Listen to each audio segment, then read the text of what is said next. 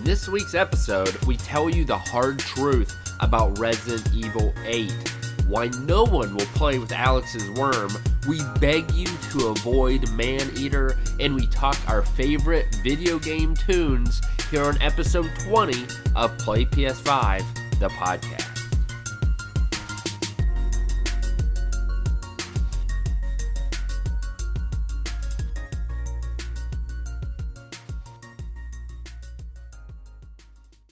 Welcome to Play PS4.5, the podcast.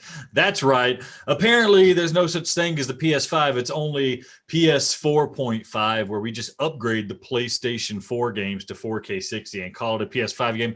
As if you can't tell, I'm kind of sour this evening because it seems like we're not getting any new games from a PS5. That's all I came here for, all right? I don't need another PlayStation Pro. Sorry, let me bring in my co-host. Adam, how are you doing today, man? It's great that you're sour. Well, it's not great that you're sour, but it's good that, according to your auntie, I'm sweet. So we are going to get along very well tonight. I'm excited because although we don't have too many PS5 games, we do have a lot to talk about, Alex. We got the Resident Evil 8 demo. We're going to be talking about Worms Rumble. We're going to be talking about Maneater, a little bit about Hitman 3, and then we're going to talk about some of the best music that we have encountered in video games. And I think that's just a very interesting topic that hopefully the fans can jump into. And then we, as always, we got some news too. So where do you want to get started for our topics of tonight?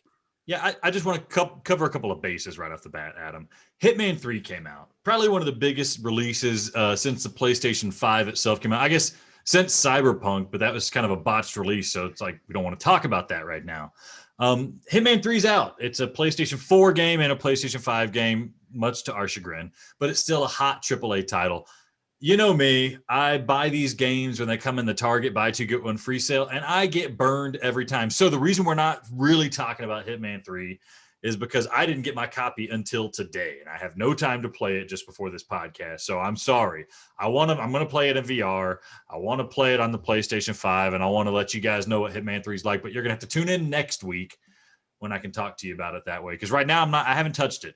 But that isn't to say we haven't been playing games. Adam, what have you been playing the past week? And I think it's the same game I've been playing. So I have officially pretty much finished Nier Automata. And again, I know last podcast we talked about it in pretty detail. So I'm not going to get into it. If you haven't played it, please play it. It is, I think, as a singular game, it is the best singular game that I have ever played in my life. It is incredible. And so I've essentially finished that. There's one small thing I need to finish. I played Maneater, which I'll talk about here in a little bit. I played a little bit of Tetris Effect to wind down. God, I hate that game. The game is garbage. I hate it. I submitted for a review code for Puyo Puyo Tetris because please, I need another puzzle game other than that frigging garbage that they call an enhance, Tetsuya game. It was a piece of crap. I effing hate Tetris Effect. F you. Now I'm sour. He says as he pulls down the platinum. Yeah, I played Nier Automata. To Adam's request, I played this game. It's something I wanted to play, Nier Automata. I've made it to the third playthrough. So for those who don't know, they say you got to play through the game multiple times to get the full story. Really, it's ultimately just like three separate games that you play in series, because each game is pretty different in the mechanics and the story and everything like that. So I'm basically on the third game or the third playthrough. I'm talking like I'm not enjoying it. I'm absolutely loving it. Like Adam said, it's a phenomenal game. I think it's $20 in the PlayStation Store for the Game of Your Hot edition, which comes with I think masks and hair colors and things like that. A lot of cosmetic stuff. I don't think it necessarily has any DLC, like extra levels, but I wouldn't know. It's just in my version of the game. So everybody should really, $20. That's a small price to pay for it's really a wonderful, wonderful game. We don't need to talk about it anymore. That's what I've been doing all week, waiting for Hitman 3 to come in until it finally came in today. Who cares? Adam, what's your gamer juice tonight? I'm sorry. So I've got, I don't know how you pronounce it, Zico chocolate flavored coconut water with protein. Oh my God. I feel like that's a lot going on here. Yeah. I don't really like, coconut water. I think coconut tastes like butthole. and I was like, maybe the chocolate will mask it. I've just never seen this, so I Yeah. figured I would give it a shot. Here we go. Yeah, I can't wait for you to tell me what you think about it, because I know something about coconut water that I don't want to reveal until I learn your taste. This very much tastes like a slightly watered down chocolate milk. Okay. I mean, it's good, but it straight up, I would have never guessed it's coconut water. A person once told me that, sorry kids, cover your ears for about 30 seconds. A person once told me that coconut water tastes and has the consistency of semen. Adam, do you agree with that? Wow, that is disgusting. That doesn't even make any sense because I've had normal coconut water and it's very liquidy. And it's nothing like it. That's actually pretty funny. Okay, that was actually pretty funny.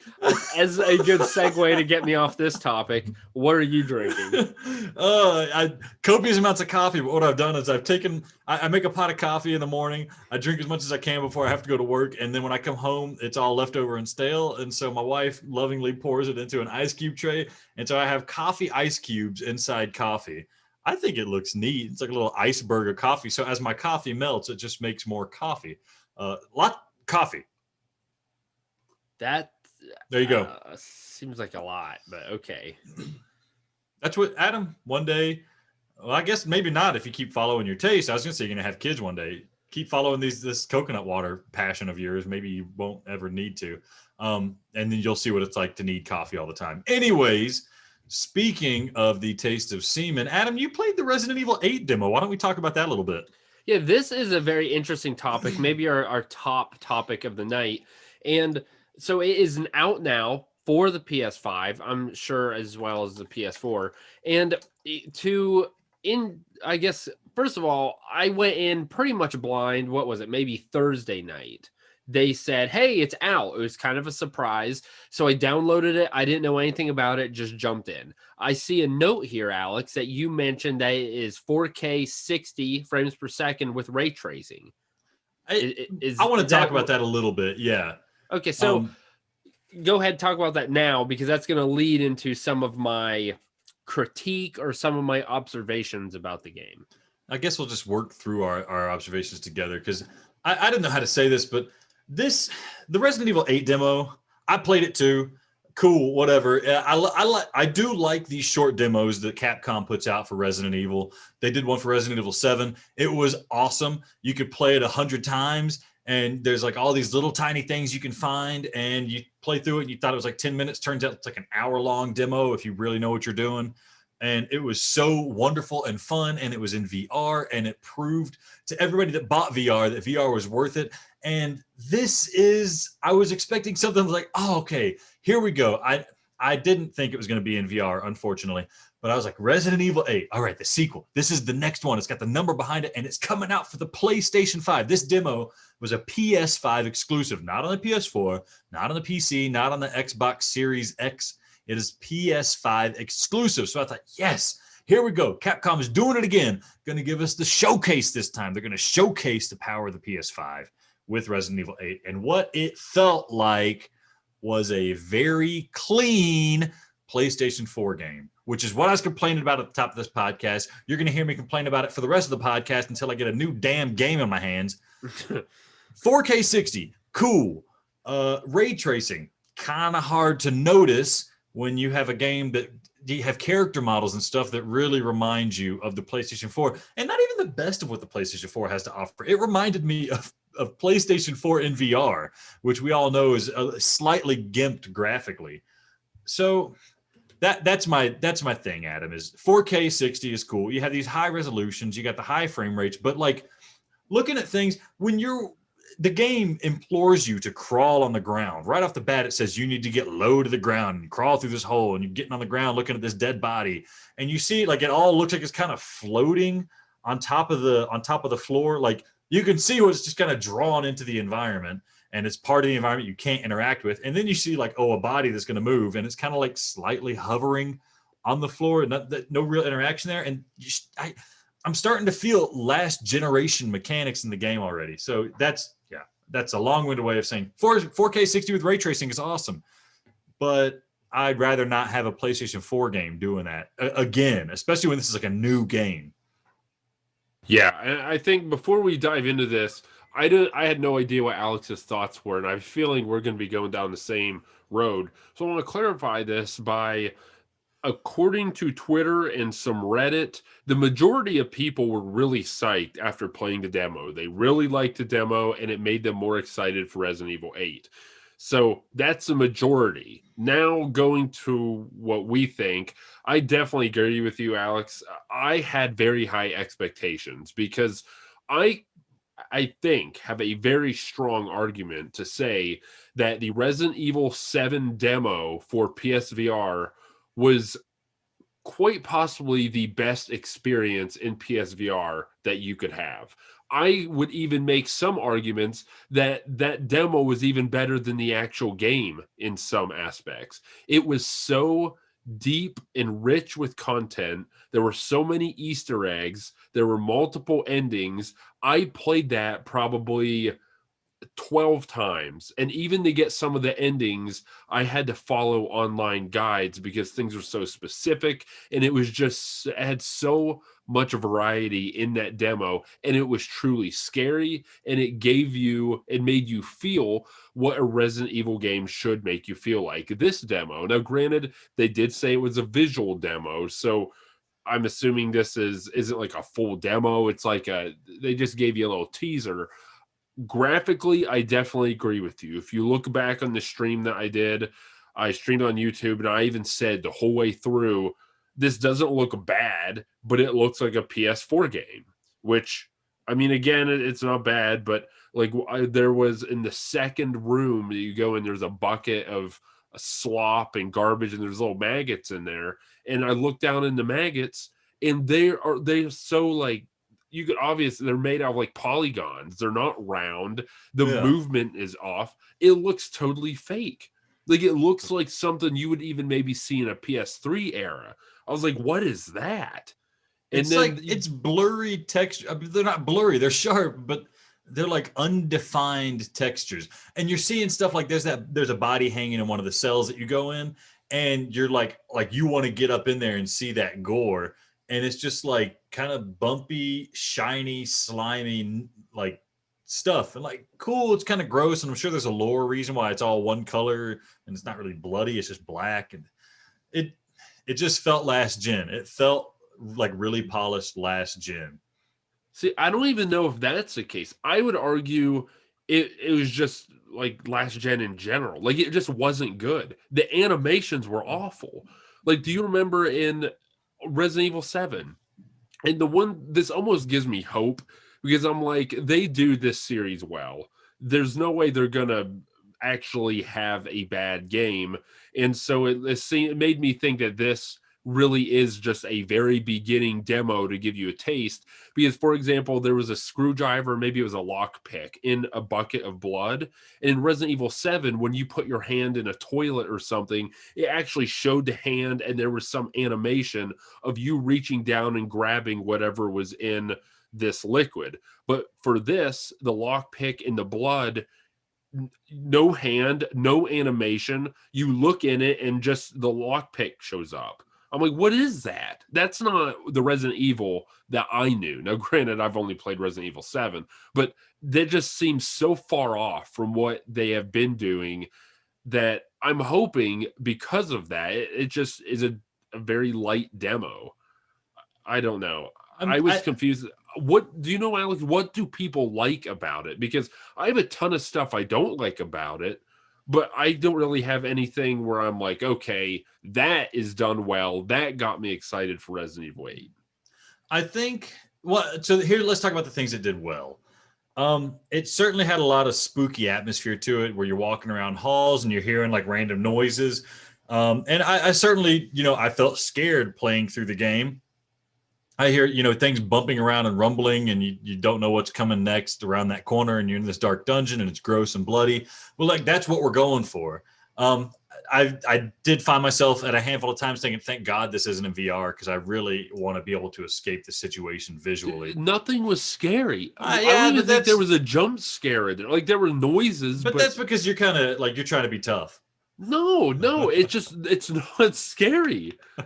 No, so I'm okay for you, whatever. And then there was like a decent amount of like story building, in a sense, of like you're learning about what you once you get out of this dungeon. Let's talk about the gameplay. You're breaking out of this dungeon. You get out of this dungeon and you're in like a mansion. And okay, Resident Evil plus mansion is always a good combination. Resident Evil 7 didn't have a mansion; it had kind of like a shack in the swamp.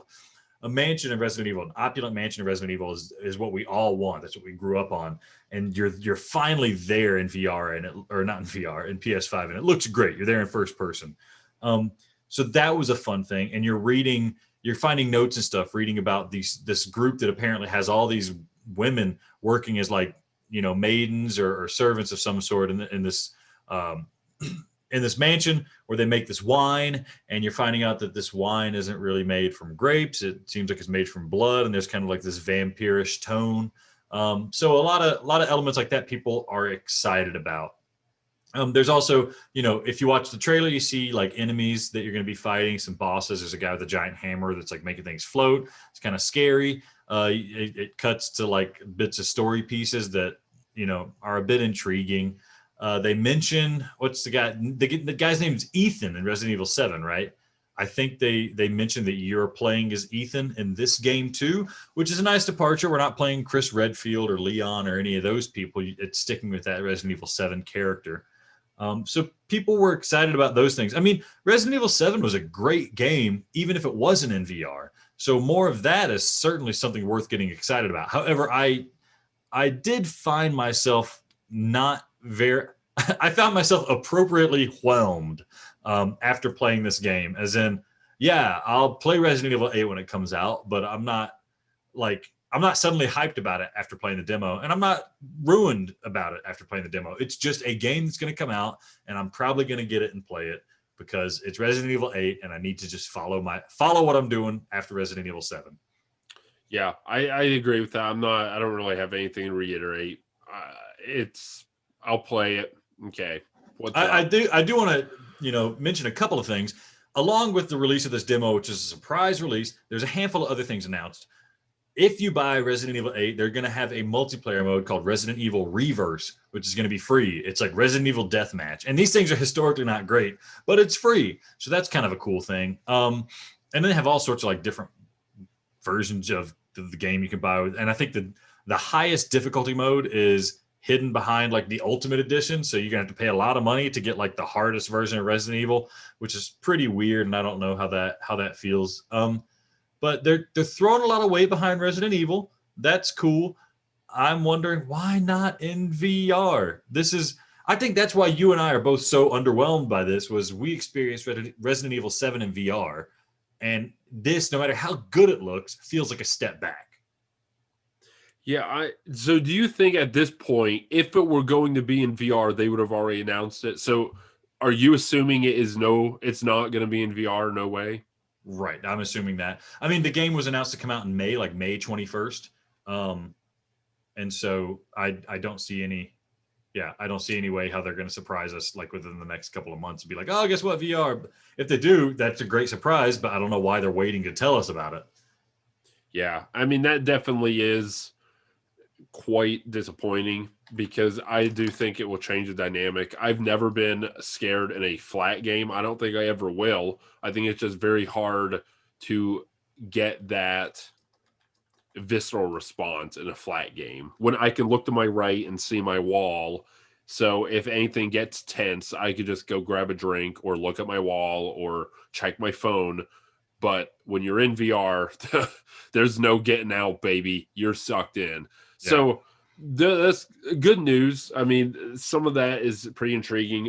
On Twitter, I kind of mentioned some of my views about the demo, and we had a couple responses I think you wanted to read, Alex, right? Yeah. I mean, I like to give shout outs to people that actually talk to losers like us.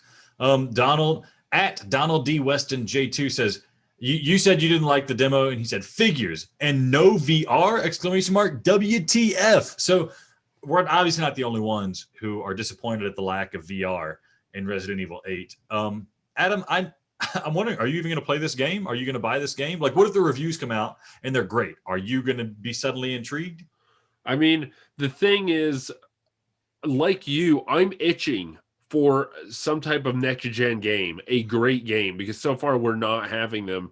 So come May, I will almost certainly buy it, whether it's in VR or not, just because one, I had such a good experience with Resident Evil 7, and two, by that time, I'm going to be like, please give me a game. Especially, I love horror games. You get a lot of those in the fall and things because I guess Halloween. I haven't played. I guess I played Until Dawn, a couple months ago or something like that. But they're somewhat hard to come by nowadays for whatever reason. So because this fits that genre, I'm pretty pumped for it. It's one of my favorite genres. So I will play it. I wonder. I don't know, Adam. It's not a PS5 game. It's a PS4 and PS5 game. Is that going to scratch the itch?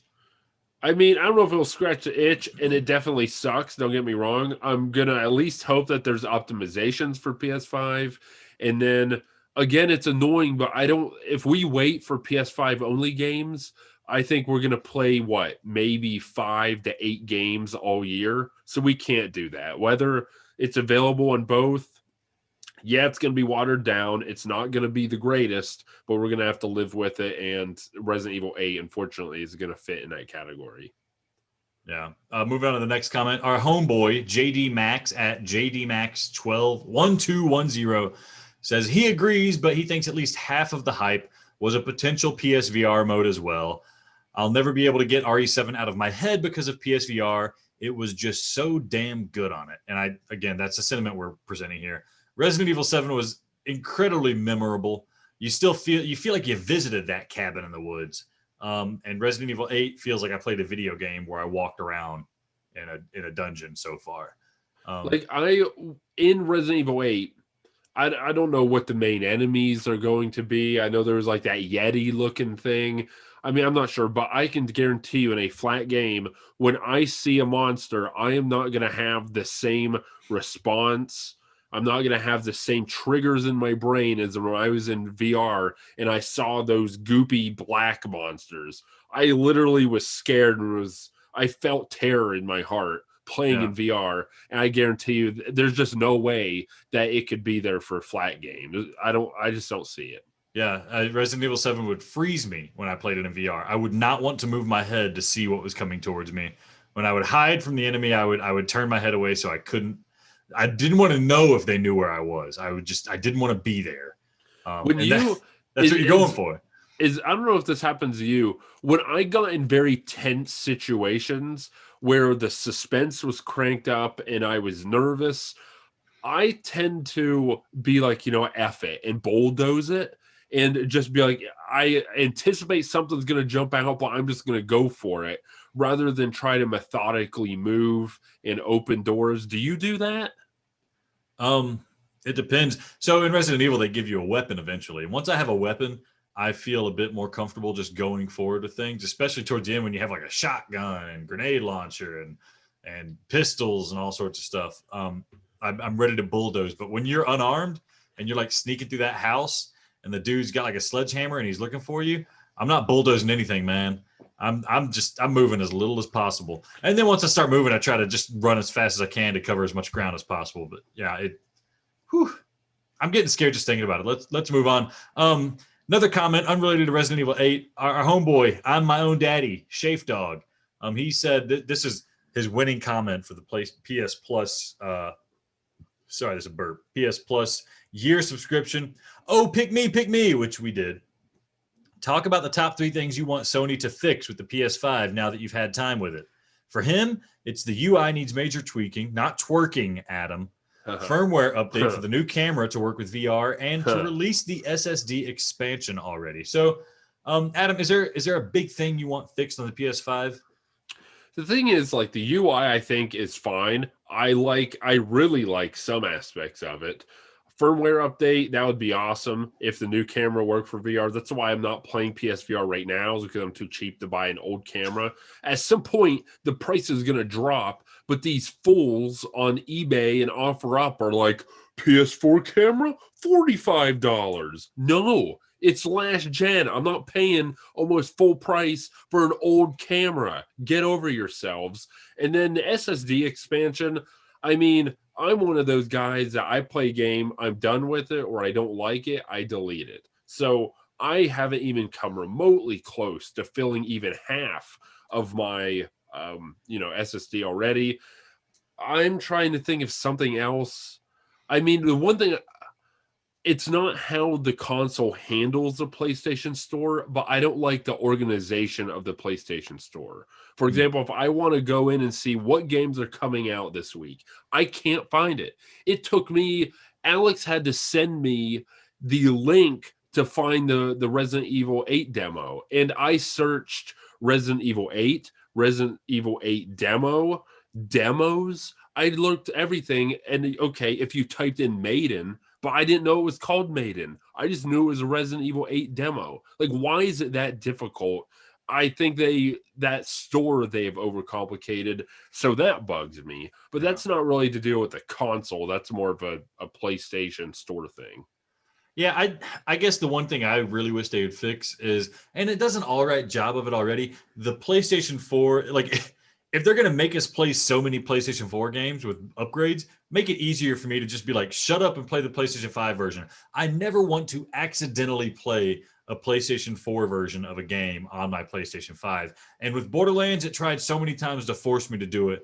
With Sackboy, why are you even giving me the option? I bought the game on the PlayStation 5. It's really annoying. I don't know what the reasoning behind that is, to be like, oh, maybe they want to play on PlayStation 4 on their PS5. Who knows? You pay all this money, you want to waste it. I don't know. So that's something I'd like to see, just to be smarter about that. Maybe it's a controller thing. Whatever. They need to fix it. SSD expansion, I don't really need it yet, but I know that if you're playing like Call of Duty Warzone, it takes up like half of your console, which is ridiculous. But if you're going to be playing that game on the side regularly, of course, you're going to need some extra room. And then the new camera, I have the new camera. I don't even have it set up. I have a feeling it's not going to work with VR in any capacity.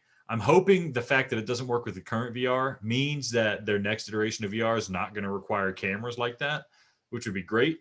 I don't know why I bought this camera. I think I'm just an idiot. But it would be nice. Hyped. I rode the hype. It would be nice if this camera did work with the PSVR headset, so I wouldn't have to have two stupid cameras sitting on my freaking console, staring at my goober while I'm playing games, tweeting it out at people. People say, that's a nice goober. What are you playing? I said, I'm not playing anything right now. How do you see this? I can tell he's part of PlayPS 4.5. So next we want to talk, I want to learn a little bit more about Worms Rumble. So it's PlayStation Plus free game.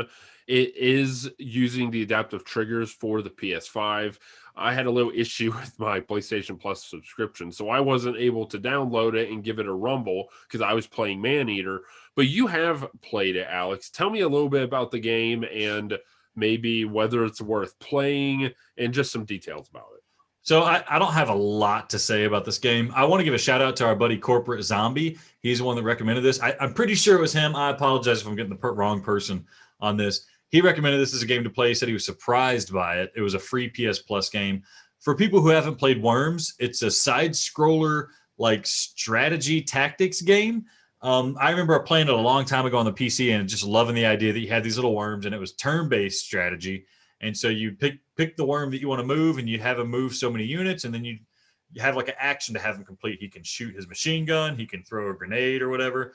And it had like deformable environments too. So you like blow up the ground and then you can make other worms fall into the ground and land on a mine and stuff. It was just fun and silly and cute and, a lot of action, and I enjoyed it. This one, Worms Rumble, it seems to be real time. And I say seems to be because I'll be honest, I don't know exactly how this game plays because I tried to play it and it seemed to only want to let me try to do online deathmatch, and I could not find a match to play. I couldn't find any way to just do like bots or anything like that. So I don't know how to play it, but I did go through the training mode. And in the training mode, everything was moving in real time. The control is almost controlled like a twin stick shooter where you're using right stick to aim and you shoot in that direction. You have grenades, you got like a jetpack, you get a grappling hook, all these cool things. So I'm guessing you pick in the training ground, you can grab whatever you want, have unlimited ammo. I'm guessing all these things are pickup power ups as you're moving around a level. It did not feel turn based, which is an interesting departure. I can imagine the game would get really chaotic. So all of that's fun and it's silly, and I would love to play a match in this game, but I have no idea how it plays. The one thing I will say, despite being able to play the game, is it might have the best adaptive triggers of any game I've played on the PS5 so far.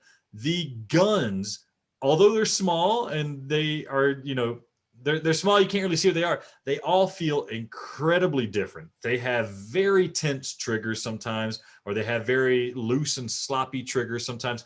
Every gun feels unique, and it really showcased the versatility of the adaptive triggers, and I was very impressed. Like when I'm squeezing down the trigger to do like the jetpack, and it feels like I'm squeezing the juice to ignite the jetpack, and it's just like it's like squeezing a lemon. It feels great. And then you're doing the shotgun, and you got like the click, click, boom, and it's so good. Better than Astrobot did. It's weird.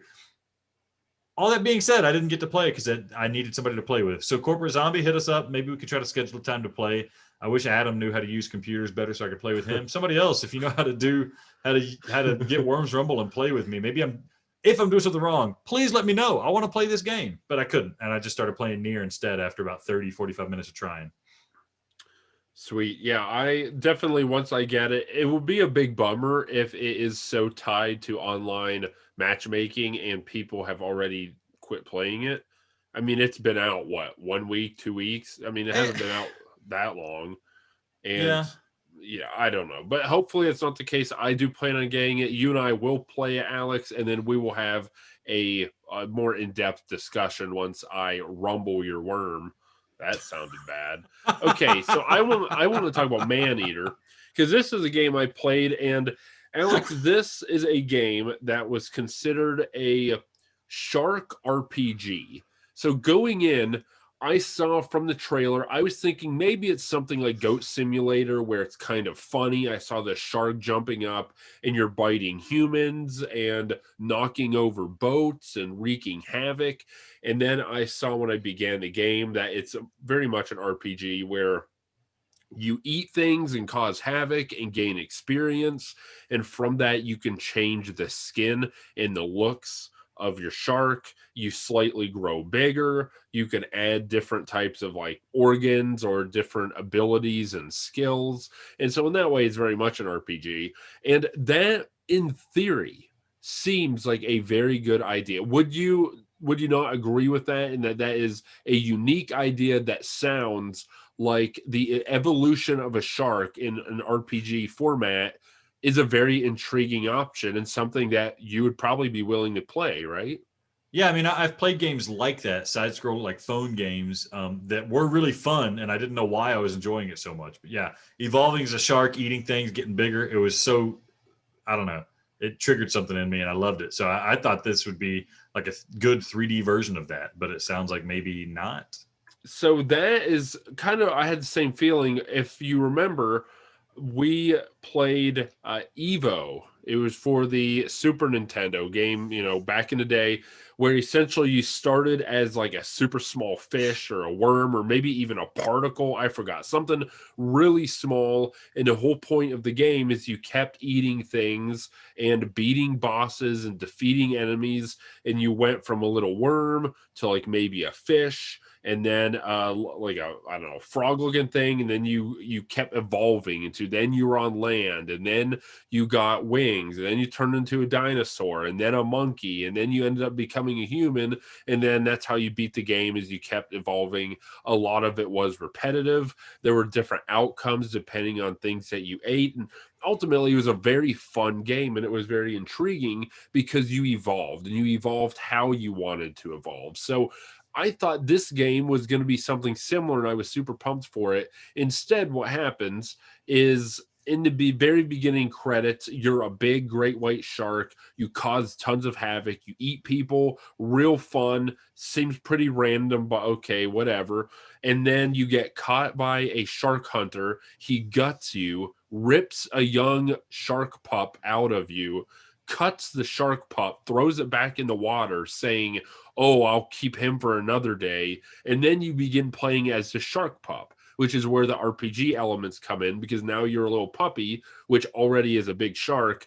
And then you have to gain experience. And eventually, I guess you want your revenge on this shark hunter. The issue is, I played it for, I don't know, 3-4 hours, and I made so little progress. And it wasn't that I kept dying or I didn't succeed in the quests. Like, I actually did everything the game wanted me to, and I was succeeding, but it's so slow and it is so unfun.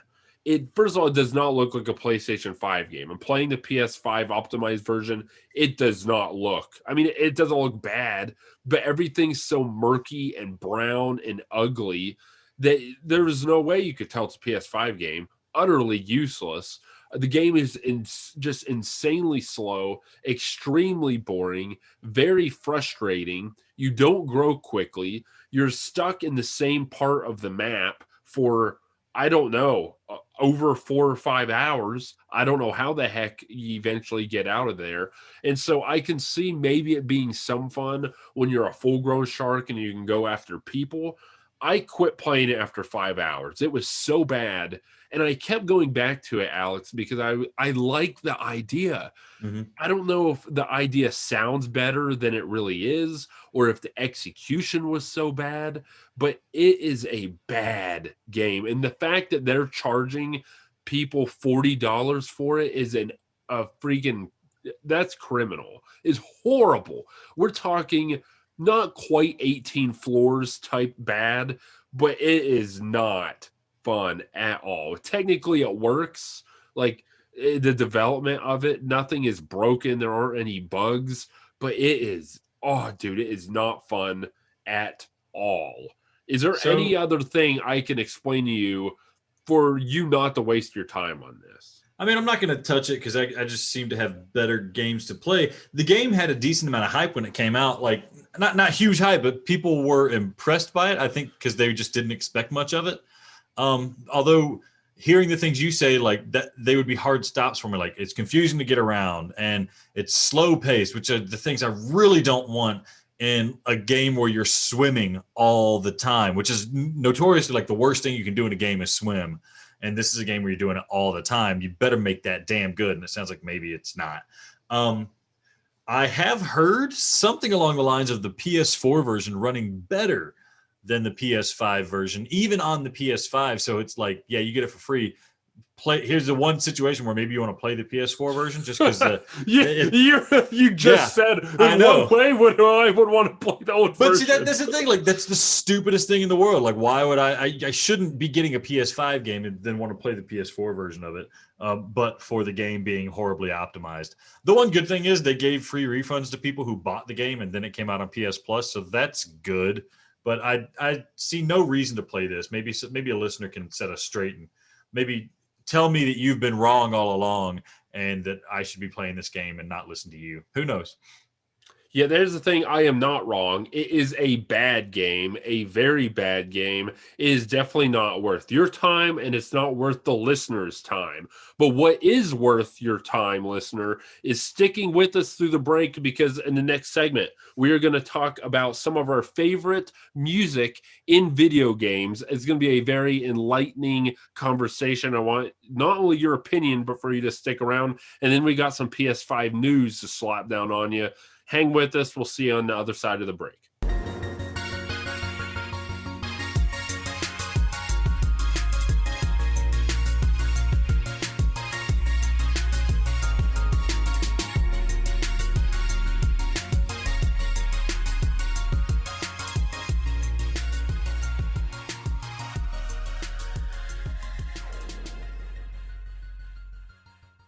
Welcome to the second segment of Play PS5, the podcast, episode 20. And here we want to talk about the best music in video games and to usher in this conversation, let's talk about a banger. So what is the definition of a banger? And surprisingly, when I looked this up, it's not Alex's mom.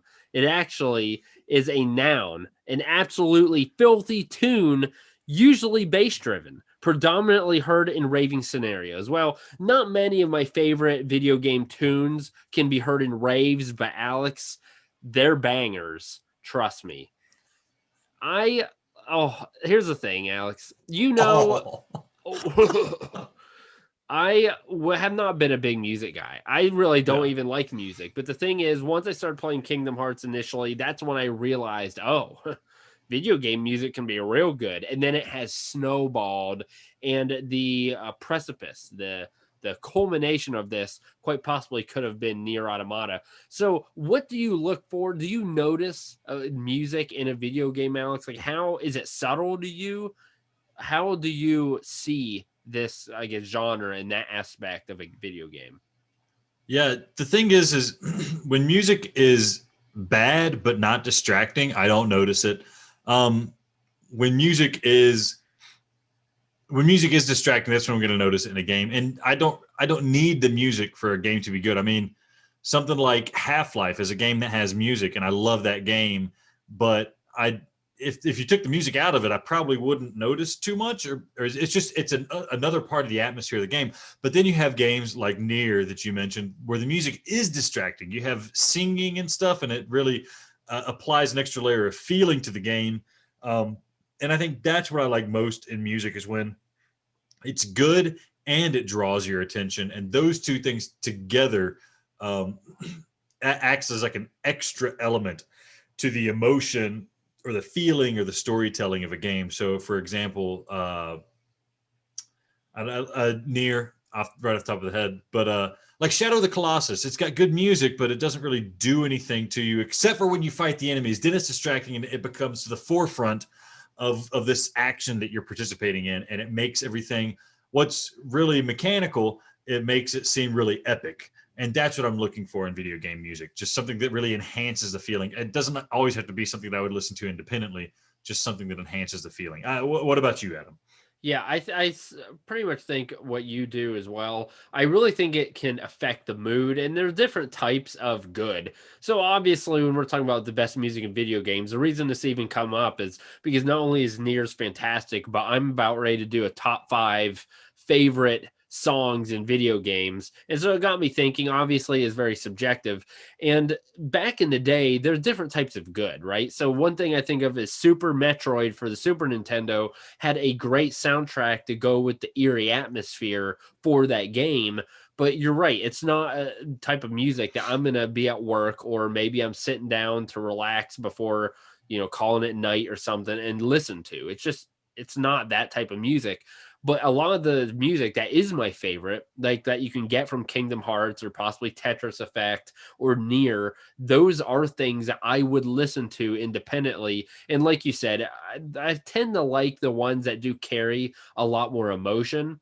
I think a lot of people take for granted the fact that in a lot of these stories, you are in some way forming a, I don't know if it's like a bond or an emotional, like, I don't know, sentiment about something. Like when you listen to parts of Near, or you listen to some Trucker VR, or whatever your favorite video game music is, you listen to that music and you're taken back to where you first saw and interacted with that music in that environment or that scene in the game. And I think that's really cool. That's probably the power of music, right?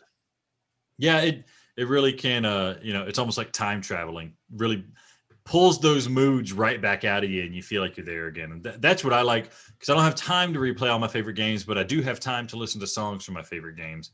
And so I like listening to music. I'll admit, Adam, this is kind of a big topic for us to just throw ourselves at pretty quickly, but I'm happy to do it, because I could probably talk about this every episode if we wanted to. I just hope I do these songs justice as we go through our list here. Yeah, and I mean, I don't anticipate some insane like diving into it, but I think some our favorite songs and then kind of maybe why. And then I really would love to get the listeners to jump in and actually to get you to participate and to open up a dialogue. We have possibly another code for PlayStation Plus year membership. We also have, I think, Alex, you have a PlayStation wallet. If you were interested in either one of those, all we want to know is what are your favorite songs?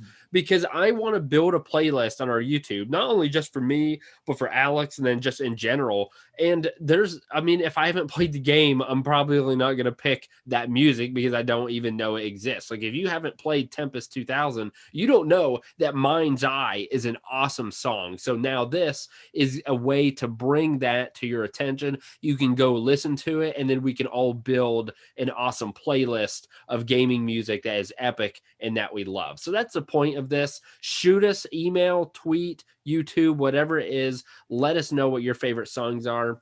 Alex, to begin, you know that I love me some Kingdom Hearts. And in the second game, there's a song called Sanctuary. It is the main intro song into this game. And it is the reason I like it is because you can tell it is so full of emotion.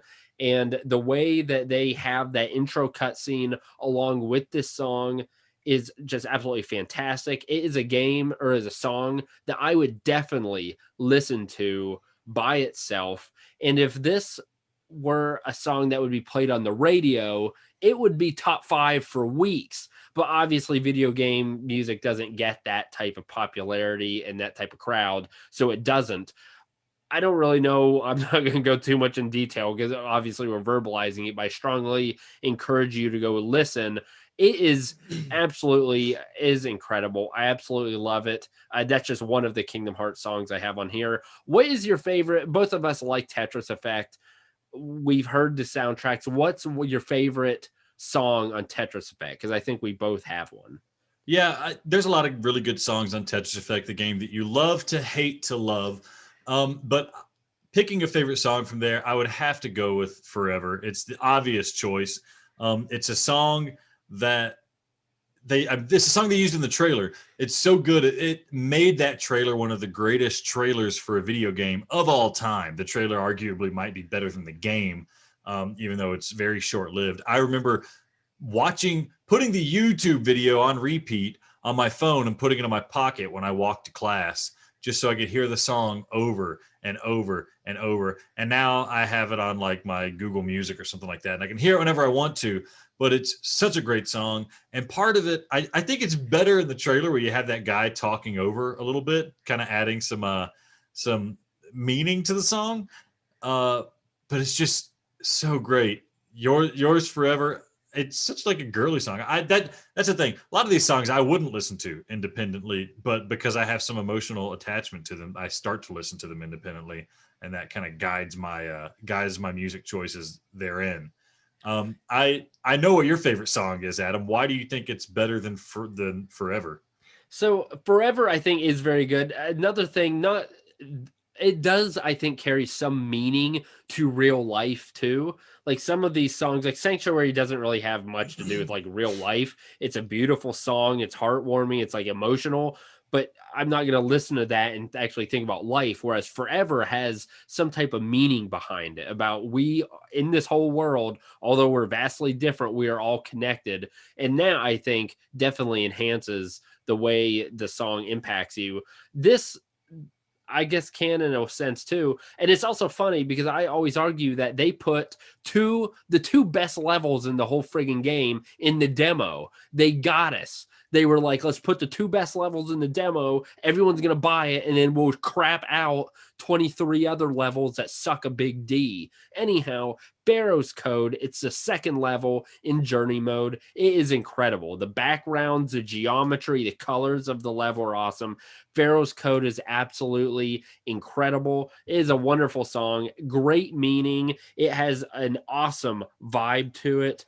And that is just, I love it. Definitely go listen to it. It does have some lyrics that do mean pretty cool stuff, mainly about visions. I don't know. It's just a real cool song. I have it on my swimming playlist. So when I swim, I listen to it. It's just real chill. It's a very top-notch song.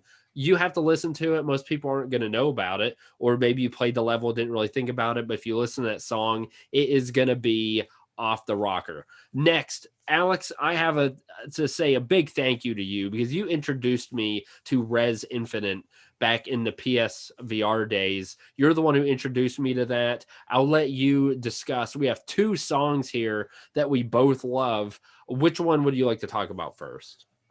First, I want to take a step back and ask Adam, how many times does a lifeguard have to jump in because you're spazzing out to Pharaoh's Code while swimming? Well, at my gym, they don't have a lifeguard, so I just have mini seizures the whole way down the lane. You just swim on your back and try not to drown. Okay. I burn more calories that way anyhow. Yeah. Res or Res Infinite, my favorite song is the same on both of them. It's the song from the 5th level, Mind Killer, by, what's his name? Adam Freeland. It's his song.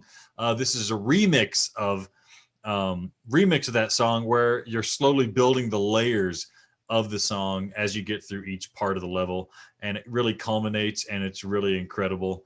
I try listening to the song outside the game. It's not the same effect when you're not building the song manually, but it's just playing through that level while listening to that music and making your own supplementary sounds in Res is one of the greatest musical experiences I've had in a video game ever. And it's very hard to duplicate, and I can't just do it passively. And maybe that's why it's so good. And I think that's another song that when I think about that song, I immediately think of the white background, those black fish that are, or whatever they are, enemies that are going across the landscape there. Like, it takes me to that level. And I think that is a mark of a great song. Another mark of a great song is the Area X theme in general. Res Infinite Area X is incredible. Partly because quite possibly Area X is maybe the best PSVR experience, bar none, that you can participate in VR.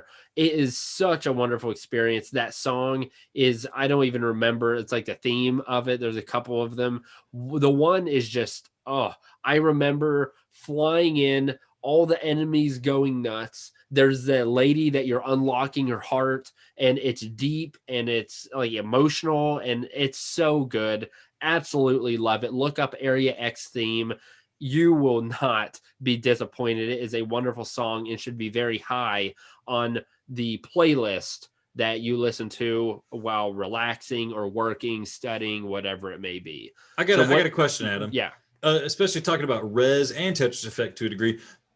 How much do you think the integration of a video game song and video game music, like integration into the gameplay, is that very important for you for a game music to feel quality? Like I said, Res Mind Killer Area 5, it's integral. Like, it's part of the gameplay, and the beauty of the music comes out through the gameplay. But then you look at something like Kingdom Hearts, where it's just the intro screen.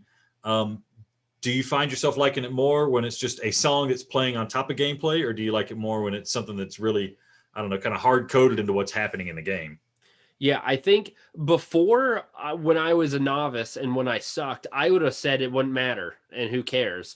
But as I'm playing more and I pay more attention to music, I think when it's integrated into the game, it is much more powerful and has lasting memories. So, for example, even like Kingdom Hearts, there are some songs that are like in intro cutscenes, but then there's some songs that I love. I can't list all the Kingdom Hearts songs. It's like, literally, we will have a whole episode. It's like when you're swimming under the sea, and then Under the Sea from Little Mermaid plays, you feel like you're really under the sea. Is that what you're talking about? Yeah, that's real funny. You're real funny. But there are some songs like Destati, if that's how you pronounce it, where you're fighting some enemy and that song is in the background and it takes me there and it's epic, and it sounds like opera and classical. I don't know what exactly. It's so good. And so like Res and Tetris Effect or all these Nier that we're going to be talking about here shortly, it takes you there. And even like Res, when you are actually attacking the enemies and it makes those little secondary sounds, it really adds to the experience. And I think that's what makes that, I keep saying emotional. I don't know if it's emotional, but there's some type of bond there. Just engaging. Exactly. Between our mind and the game, that's not just purely physical and gameplay related. Because seriously, if you would take Kingdom Hearts and you take the music out of it, I wouldn't like it near as much. But the music makes it sound like something more important than what is actually happening is happening. And then it forms that connection. And between the two of those, I think is what just makes a very memorable experience. So we talked about Near again. We have three songs here on Near alone, Near Automata. I haven't played Near Replicant.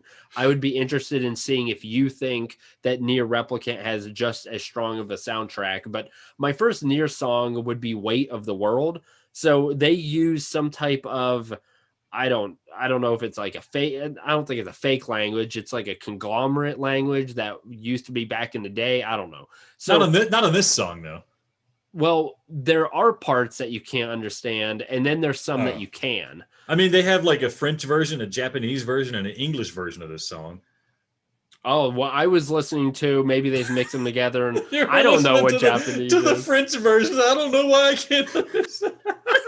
Dude, it's true. Okay, well then maybe I just don't know French and Japanese. This is like the one song in the game that has actual English lyrics to And that's why I love it, because it talks about kind of obviously the weight and the burden that the character Near is feeling, and the instruments are just the whole song is beautiful. And then you add the woman who sings this. I watched the concert, and it is incredible that she can belt this song out.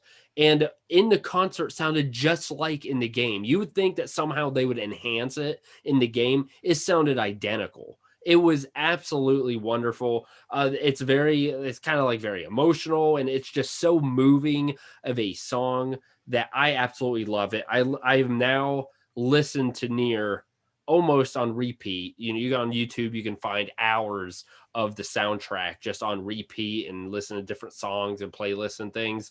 That's definitely one of my favorite songs on there. What would be one of your favorites from Near? I like a handful of songs on there, and I think the soundtrack is probably equally strong as Near Replicant. They both have like a handful of songs that I just really want to listen to a lot. The one that's got me the most on Near Automata is Amusement Park. I don't know why. I think it's because it's kind of spooky. And when you Yeah. first encounter it, you walk into that amusement park, you have those robots, you're unsure if they're going to attack you or not. And they're walking around and they're throwing confetti in the air. And it's like a twisted Disneyland type thing, but it's not like too twisted in that it's not trying to be spooky. It's just spooky and eerie because of the nature of the environment and the music. It's not off key. It's just like one tone down, one scale down from what you would expect. But it still is very melodic and very nice. And it has some of that, I say gibberish in the kindest way, some of that gibberish lyric that is known in the Near universe. And I listen to it on repeat, and I can't get enough of it. And I have to stop myself from listening to it more in the house because I know my family's getting tired of hearing it. But man, I can go all day listening to that song. Every version of it, it's great. There's piano versions. There's people doing like weird rock versions of it. Sure, go for it. I don't care. I'll take any bit of that melody you want to throw at me. Yeah, I completely agree with you. It's not just you. That was definitely pretty high on my list when I made those two. It's also one of the reasons amusement park is my favorite area in Near Automata. Everything about that area, the fireworks, the like castle play theater type thing, the rides, everything about that area is absolutely amazing, including that song. Another Near song that I really enjoyed was City of Ruins, Ray of Light. It is just kind of a more chill, but it just made everything sound epic. So if I'm working and I hear that song, it sounds like whatever I'm doing now, regardless of how minuscule it is, it has a weight to it and it is important. And so I played this. There's a jukebox in Near that you can play, whenever you're roaming the land or whatever. So as I was doing some of the menial tasks, like trying to find certain types of materials or trying to hunt down a certain person to start a quest or something, that song played and it just enhanced the whole experience. And it made me really enjoy traveling to the desert or to the amusement park or the forest things that otherwise would have been very boring and painful if had there been no music, now was a joy, like an enjoyable experience because I felt that music and it gave it a sense of purpose. So those are Nier songs. There's definitely more. We don't want to fill this all with obviously one playlist or soundtrack. If you listen to those are our favorites. If you like those, continue to listen to Nier. So, okay, so what's next on our list here, Alex? Yeah, jumping from one best game ever to another best game ever. I think the next songs we're going to talk about is from Outer Wilds, Adam's favorite game of 2019, I believe it came out. No, I'm just joking. Adam hated the game. I love the game. What a life-changing game, I believe. And the music is certainly a part of that. This is another game where the music plays a big element in the gameplay itself. Each character in the Outer Wilds space exploration crew has a instrument, and when you're looking to find out where somebody is, you pull out your little, it's like binoculars, but it detects sound, and you listen to and track that instrument and hear what part of the song they're playing. And, towards the end of the game, you're able to get the guys together and you're playing this song at the end. And there's this emotional connection attached to that act of getting everybody together while the sun is supernovaing. All the emotions swell up in me that I had when I played this game and played through it and finished it and wanted to play it again. And Andrew Prelo has done an amazing job in the whole soundtrack. But my favorite song is called Reprise. And I think it's just the normal song of the game. It's probably the theme that you think of when you play the game, but he's done a fantastic rendition of it. It's on Spotify or whatever, released as a single, and it's absolutely glorious. Adam, yeah, I know you like some of the songs from this game, even though you hate the game. What do you like? What are you picking up from Outer Wilds? So one is definitely my favorite is Travelers. I wonder if ours is the same song, just different versions. Right? I wonder. So I mean, what I listened to and what I remember, I forgot. We talked about this like us playing whole games or something like that. And this was the music we were talking about, and it was the lyrics or the song was called Travelers. And you're right, I hated the game. The game was garbage. But at the end, when I heard this song called Travelers, you're right. I even had a little emotion, even though I hated the characters. I wanted everyone to die. That song is so, it's like homey. It's like you're back home.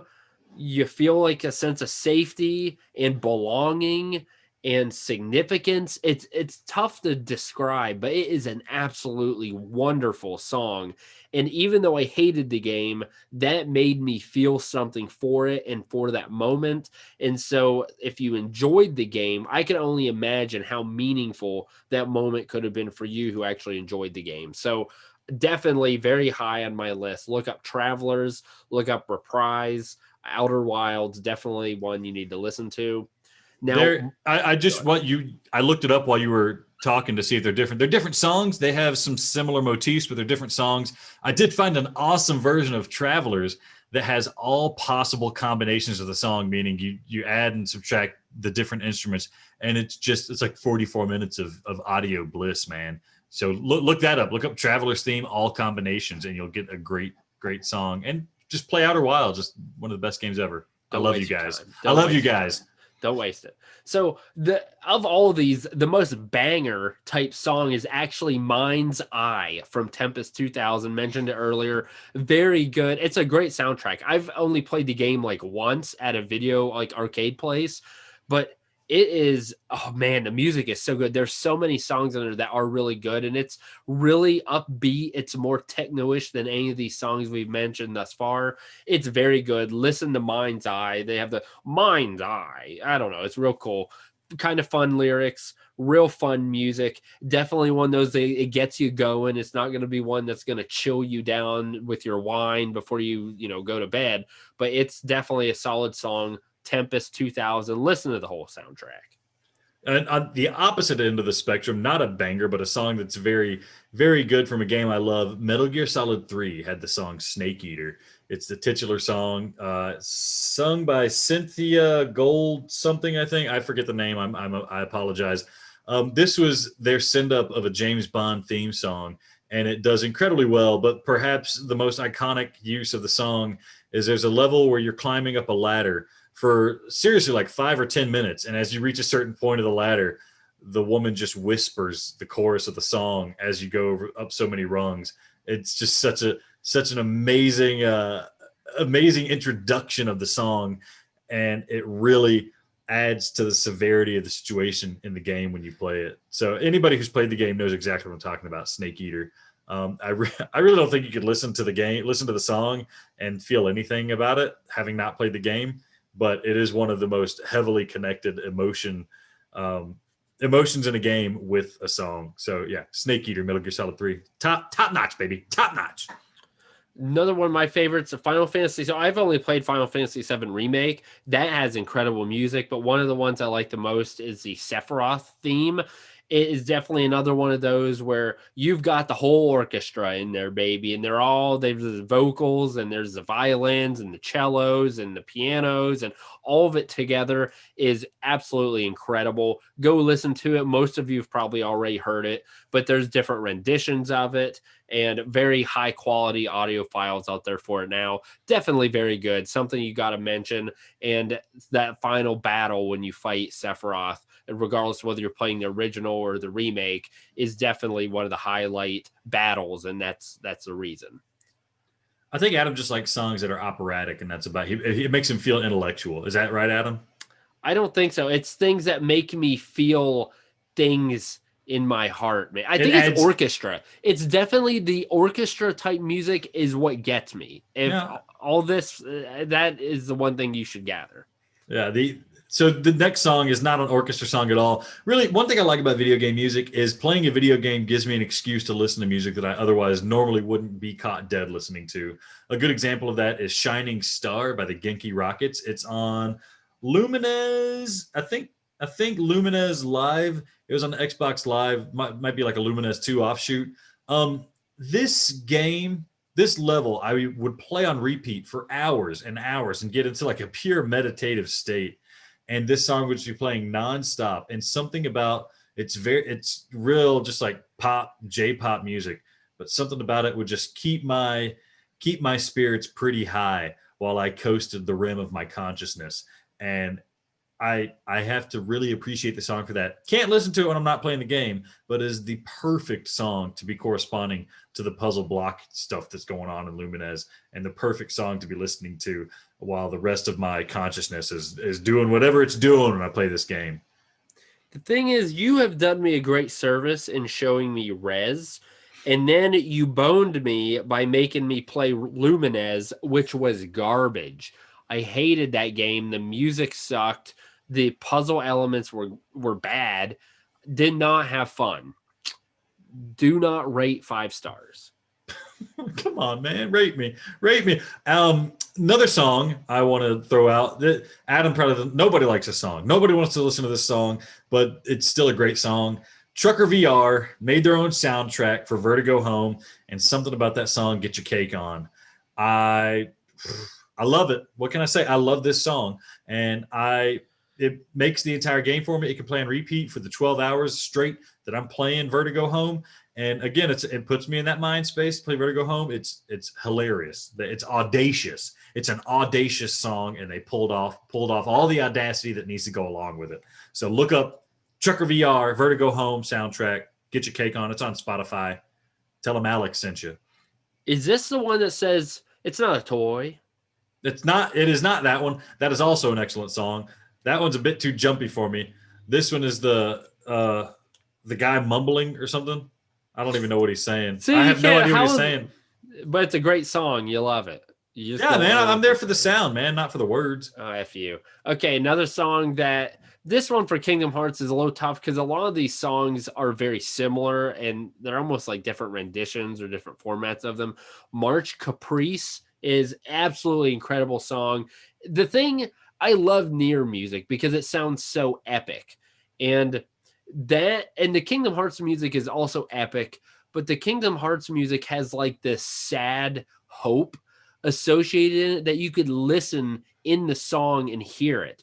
That Nier is just pure epic, where the Kingdom Hearts has like a second degree of some type of emotion in it. It's very unique. This is a song you absolutely have to listen to. It starts kind of slow and then builds up and then slow, then builds big time. You really blow off, you pop off at the climax, and then it kind of, goes into a nice ending there. Incredible song.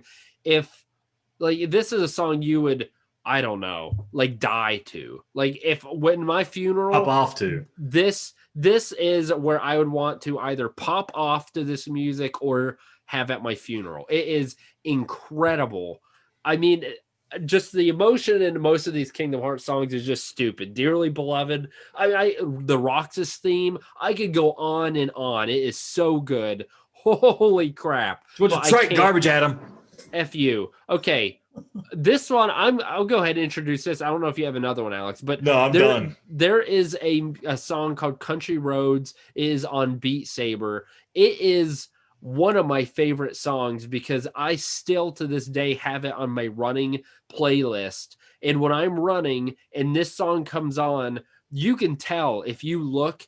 I have like a little tracker, a running tracker. You could tell when this song comes on because my pace jumps up big time. It is so good. It gets me so just psyched up.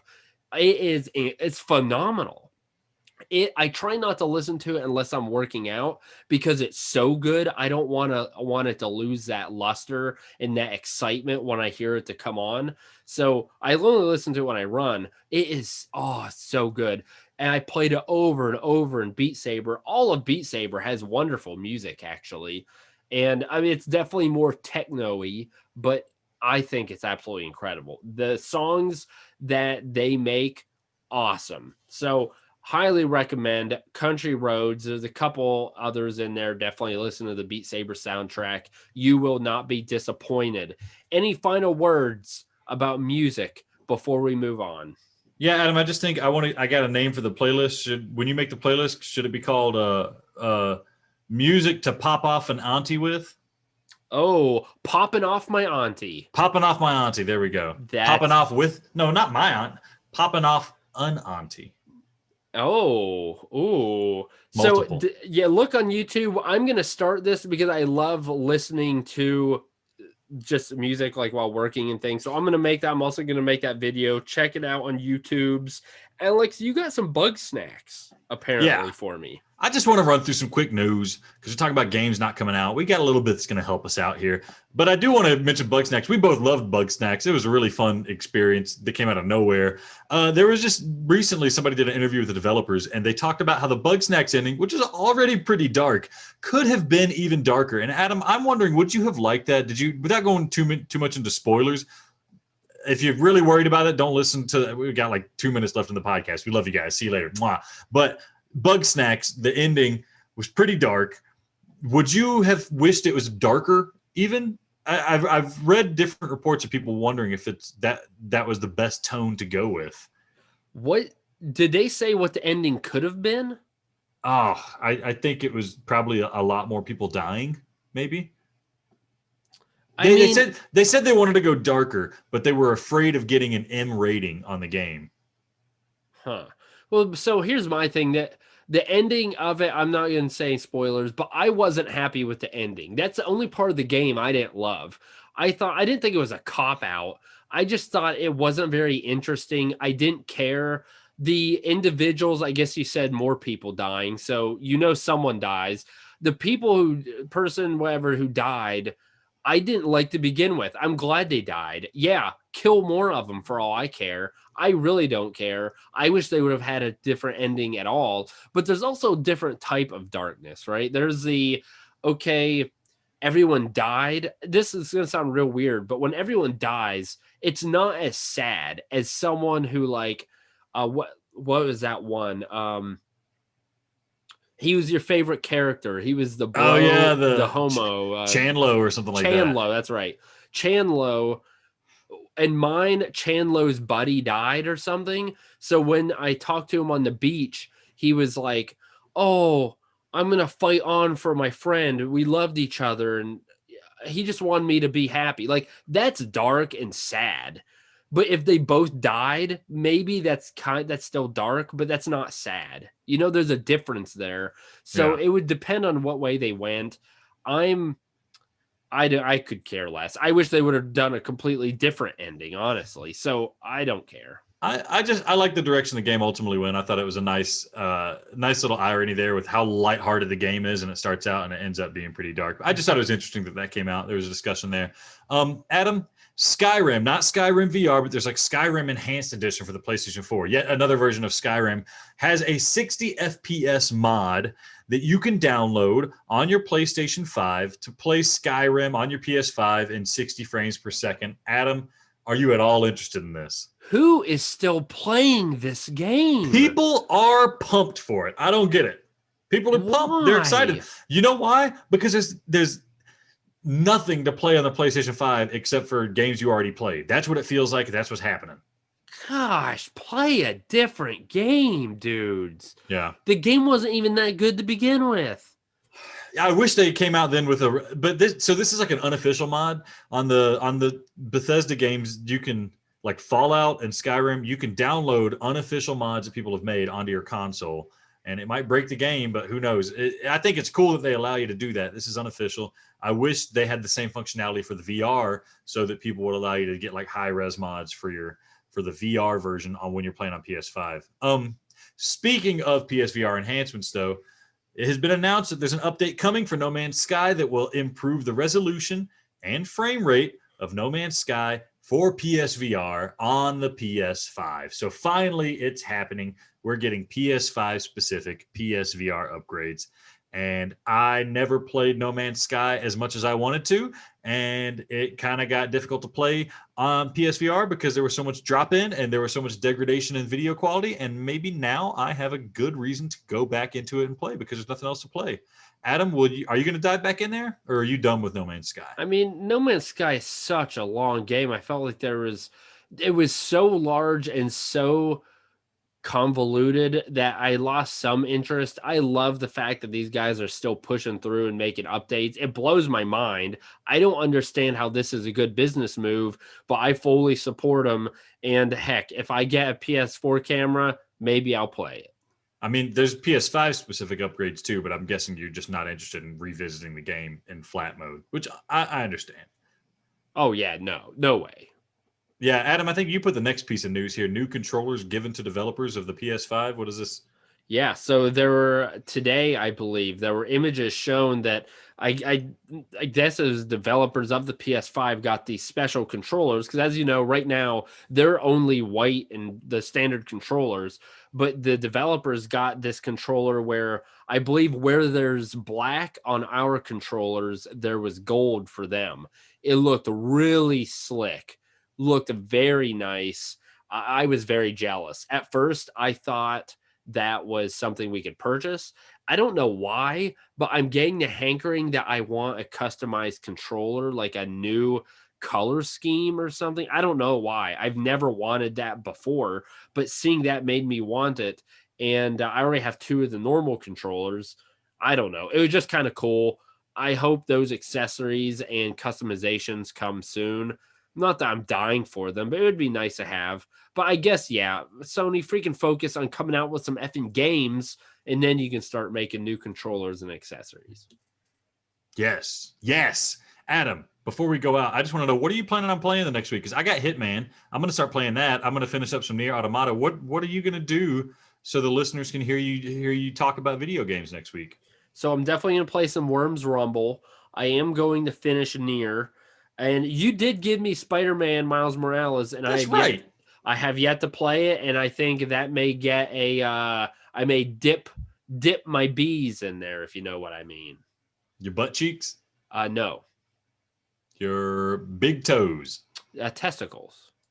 Oh, testicles. That's right. Okay, I get it. Yes. All right. Well, then that's it. That's it for this episode, guys. Thanks for listening to Play PS5, the podcast. We're okay. It's okay. We can be PS 4.5 because the games are good. You are good. We are good. So thanks for listening to Adam's bad opinions and his horrible taste in music. And thanks for telling your aunties all about us. See you next week when we'll discuss Hitman and Adam's going to discuss dipping his bees and things. Don't play with yourself. Play PS5. Happy birthday, Martin Luther King Jr., and long GME.